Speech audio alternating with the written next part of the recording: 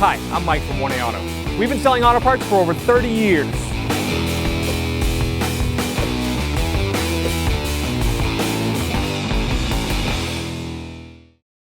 What's up guys, I'm Andy from 1A Auto. Today I'm going to show you how to check the underhood fuse box in this 2011 Ford Explorer.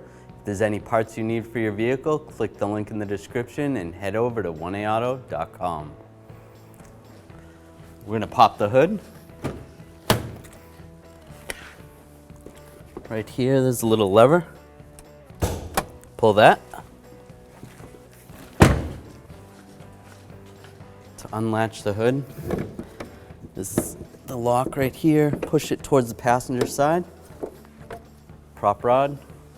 Put that in that slot there. The underhood fuse box is located right here next to your battery. There's two little tabs on the back here. Push those tabs and then you can slide this open.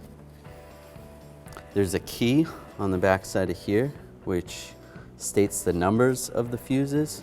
You're going to have to check your owner's manual to find which fuse actually does what. If you had to pull a fuse out, there's nothing to pull a fuse out with. You can try to do it with your fingers, or you can use some needle nose pliers.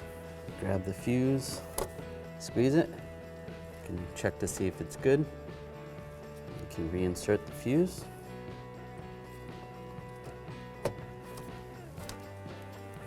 Close it up. Take the prop rod out.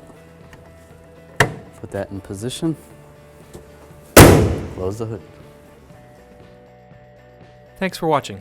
Visit us at 1aauto.com for quality auto parts, fast and free shipping, and the best customer service in the industry.